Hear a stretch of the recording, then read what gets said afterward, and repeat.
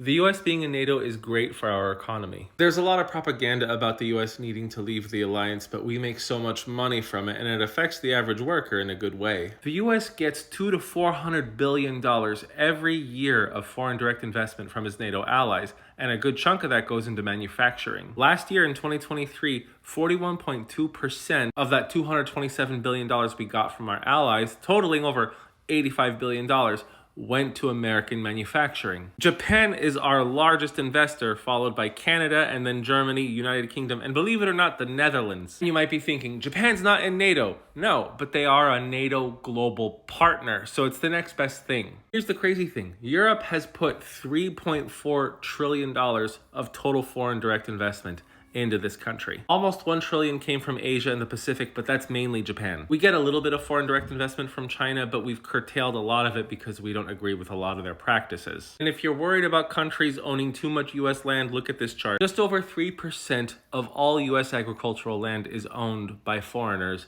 and the largest holder of it is Canada. China doesn't even make it on the pie chart. China has about 300,000 acres and Canada holds about 12 million. The US being in this alliance means it gets to roam much more freely as it protects the entire world's maritime trade. And I know you're immediately going to say, well, what about the Houthis in the Red Sea? The reason why the Red Sea trade hasn't been entirely shut down is because of the patrolling of the US Navy and its allies. Then there's the fact that the US being the leader of the most powerful alliance that the world has ever known does give a lot of trade advantages, so they can dictate a lot of terms of exchange. But the most important benefit provided to the average American by the US's leadership in NATO is the fact that there hasn't been a world war in 79 years. There have been little skirmishes, but there have not been worldwide conflicts. World War II at the time cost America $330 billion in 6 years. In today's dollars, that is $5.78 trillion, or $18,000 per American. The average guy doesn't notice any of these benefits because they were born into it. They don't know what the world was like before NATO existed. If you read about America and the world's history before World War II, you'll see that major wars happened every 10 to 20 years. There were frequent shortages of staple resources due to the lack of protection of maritime trade. Yes, I know the British Empire patrolled the world seas and they did a decent job, but nowhere near the scale of the Americans. But either way, the formation of NATO has brought out the most peaceful and prosperous era in human history. If you don't believe me,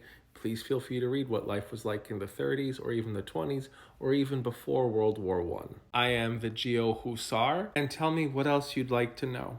Thanks for watching.